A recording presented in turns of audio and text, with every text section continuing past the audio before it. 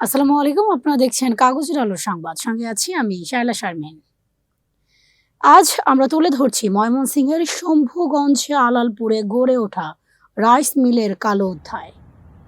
কালো ধোঁয়া ছায়ে শ্বাসরুদ্ধ পরিবেশ, বিপর্যস্ত মাছের খামার। ময়মনসিংহ সদর উপজেলার শম্ভুগঞ্জ আলালপুর এলাকায় রাস্তার পাশেই গড়ে উঠেছে 3টি রাইস মিল। শুরু থেকেই এই মিলগুলো আশেপাশের আবাসিক এলাকা ও প্রাকৃতিক পরিবেশের ওপর ধীরে ধীরে ভয়াবহ প্রভাব ফেলছে। প্রতিদিন মিলগুলো থেকে নির্গত কালো ধোঁয়া, উড়ন্ত ছাই ও কুড়া আশেপাশের পুরো পরিবেশ দূষিত করে তুলছে। স্থানীয়রা অভিযোগ করেন, সকাল থেকে রাত পর্যন্ত অবিরাম ধোঁয়ার ফলে এলাকায় স্বাভাবিকভাবে নিঃশ্বাস নেওয়া দুরূহ হয়ে পড়েছে।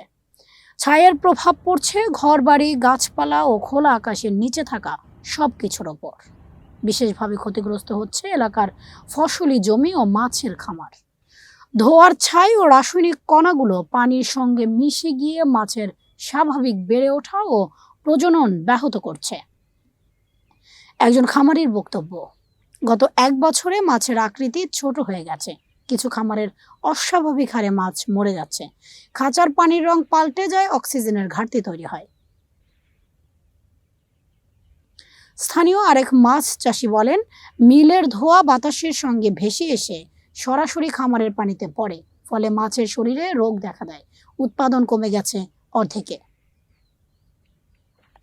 এছাড়া এলাকা জুড়ে দেখা দিয়েছে স্বাস্থ্যজনিত নানান সমস্যা। শিশু ও বৃদ্ধরা শ্বাসকষ্ট, চোখে জ্বালা ও ত্বকে চুলকানির সমস্যায় ভুগছেন।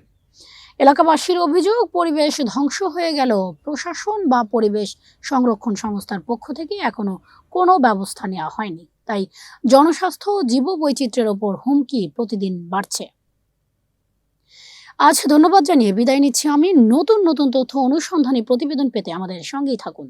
যেখানে থাকেন ভালো থাকুন, সুস্থ থাকুন, নিজের ও পরিবেশের খেয়াল রাখুন। আল্লাহ হাফেজ।